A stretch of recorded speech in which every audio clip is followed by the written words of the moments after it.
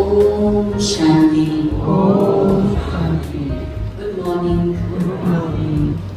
नमस्ते। सब ठीक है? सब तैयार भी है बाबा के कदमों को अपनी दुनिया में भरने के लिए।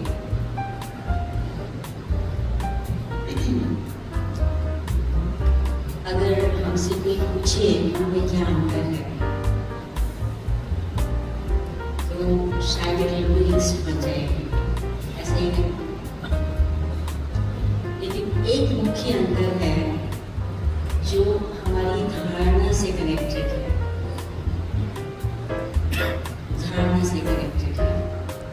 वो क्या है कि भक्ति में कहते तो बहुत कुछ अच्छा अच्छा है, बहुत अच्छी अच्छी मंत्र हो, चाहे प्रार्थनाएं हो, चाहे आरतियां हो, चाहे भजन हो, चाहे कथा हो, कुछ भी हो, बहुत अच्छे अच्छे शब्द होते हैं, प्रॉमिसेस होते हैं, लेकिन केवल कहने तक,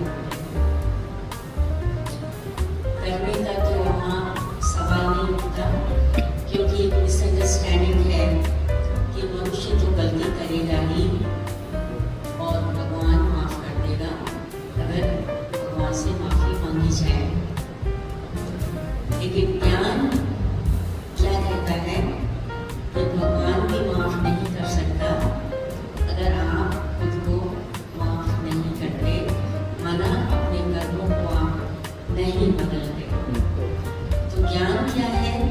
कहना और करना। इसलिए जब हम लोग किसी को कोर्स में देते हैं तो शुरू में ये बताते हैं, दो शब्द यूज करते हैं, हमारा एम ऑब्जेक्ट क्या है। दोनों बातें, एम और ऑब्जेक्ट। एम माना मेरा लक्ष्य क्या है, मुझे क्या बनना है। ऑब्जेक्ट माना मेरा कार्य क्या है, मुझे क्या करना है।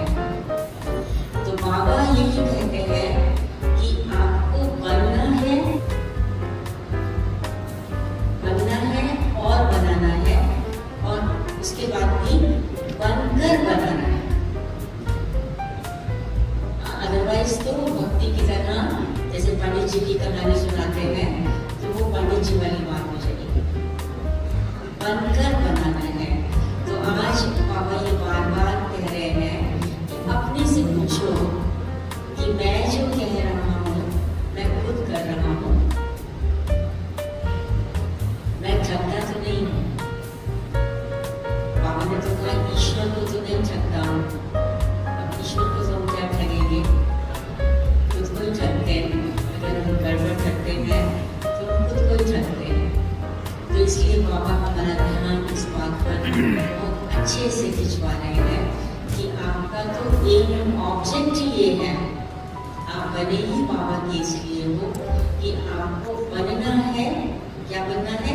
निर्विकारी बनना है, संपूर्ण निर्विकारी, और फिर औरों को बनाना है। इसलिए हमारे 4 सब्जेक्ट्स हैं। ज्ञान भी है जो समझ में आए क्या बनना है, योग भी है जो हमको शक्ति दे, जो हम बन सकें, और धारणा यानी अपने कर्मों पर अटेंशन देना है, और फिर औरों की सेवा भी करनी है।